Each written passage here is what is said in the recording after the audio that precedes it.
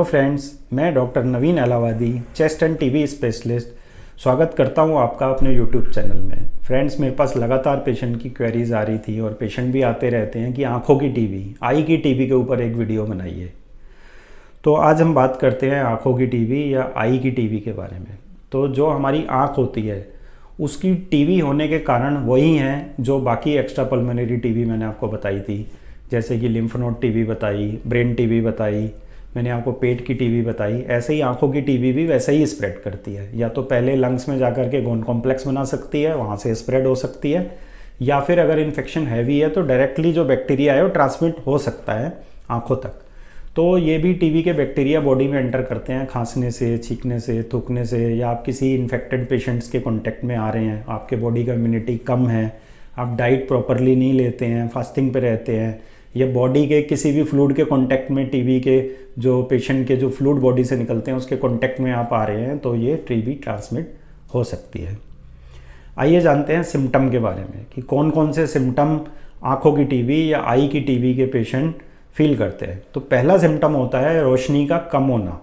तो आँखों की रोशनी जो इसमें कम होती है वो धीरे धीरे कम होती है, यानी कि टीबी एक क्रॉनिक डिजीज़ है तो कुछ हफ्ते में, कुछ महीने में पेशेंट फील करते हैं कि आंखों की रोशनी कम होती जा रही है। और कभी कभी आंखों की रोशनी इतनी ज़्यादा कम हो जाती है कि पेशेंट को केवल हैंड मूवमेंट ही फील होती हैं। जैसे हम स्नेलन चार्ट होता है उस पर हम पेशेंट की विज़न चेक कराते हैं, तो कुछ एक पेशेंट होते हैं जो कहते हैं कि विज़न तो मेरी पूरी तरीके से जा चुकी है, खाली मेरे को अंधेरा या फिर रोशनी फील होती है, या कोई आगे से हाथ हिला रहा हो तो वो महसूस होता है कि कोई हाथ हिला रहा है। तो विज़न इतनी ज़्यादा कम हो जाती है। अगला लक्षण होता है पेन का होना, तो आँखों में दर्द हो सकता है। तीसरा लक्षण होता है पानी का बहना, तो आँखों से लगातार पानी भी बह सकता है आँख की टीबी में। या चौथा लक्षण होता है आँखों का लाल होना, तो आँखों का लालीपन भी देखने को मिलता है। तो ये टीबी एक आँख की भी हो सकती है और दोनों आँखों की भी हो सकती है। एक आँख की टीबी यूनिलेटरल होती है और दोनों आँखों की फिर हम उसको बाइलेटरल टीबी बोलते हैं। और इसके सिम्टम मैंने आपको बताए, और इसमें अब जानते हैं कि पेशेंट को हम डायग्नोस कैसे करते हैं। जब आप किसी आई स्पेशलिस्ट के पास जाते हैं तो वो फिर आंखों को एग्जामिन करते हैं। पहले तो स्नेलन चार्ट पे वो आपको पढ़ के देखेंगे कि आपकी विजुअल एक्यूटी कितनी है। उसके बाद वो उसको स्लिट लैम्प में देखेंगे कि आंखों में कुछ अलग तरीके के डिपॉजिट्स तो नहीं मिल रहे हैं। फिर वो अल्ट्रासाउंड के एग्जामिनेशन से आँख के देख सकते हैं या रेटिना की जाँच कर सकते हैं। तो कुछ स्पेशल तरीके के फीचर्स होते हैं, कुछ डिपॉजिट्स होते हैं मटेरियल के, वो सब मिलते हैं। तो उसके माध्यम से ये पता लगाया जा सकता है कि इसके जो लक्षण हैं आँखों की टीबी की तरफ जा रहे हैं।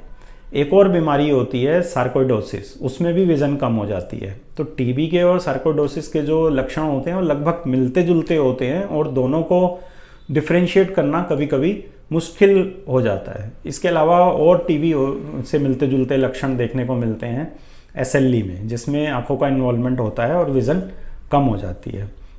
अब अगर आंखों की रोशनी कम हो रही है और जो आई स्पेशलिस्ट को लग रहा है कि टीबी की मेडिसिन शुरू करनी चाहिए, तो वो हम लोगों के पास, जैसे हम टीबी स्पेशलिस्ट हैं तो हमारे पास सेकंड ओपिनियन के लिए कभी कभी भेजते हैं।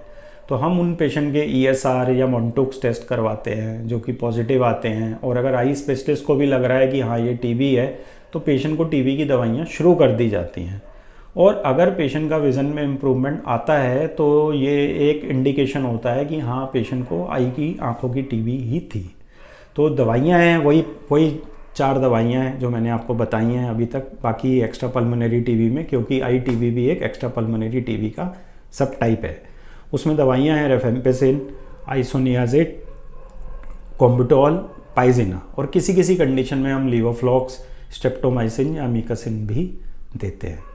तो आई होप फ्रेंड्स मैंने आपको ये वीडियो काफ़ी डिटेल में समझाया है। अगर हम प्रिवेंशन की बात करें तो आँखें की आपको हाइजीन अच्छी रखनी है, आँखों की साफ़ सफाई करनी है, टाइम टू टाइम पे उसको धोना है, आँखों में कोई गंदगी इकट्ठी नहीं होनी चाहिए, आपको ज़्यादा फास्टिंग पे नहीं रहना है, पेट अपना हमेशा आपको सुबह के टाइम में स्पेशली मॉर्निंग आवर्स में भरा रहना चाहिए, प्रोटीन रिच डाइट लेनी है। अगर आपको किसी और अदर ऑर्गन की टीबी है तो ध्यान रखना है कि बॉडी के किसी और ऑर्गन में ना फैले, इसके लिए प्रॉपरली ट्रीटमेंट लेना है, क्योंकि आँखों की टीबी भी अदर ऑर्गन्स की टीबी के बाद में हो सकती है।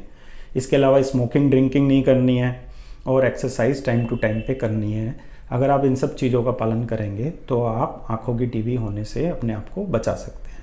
आई होप फ्रेंड आपको ये वीडियो पसंद आई होगी।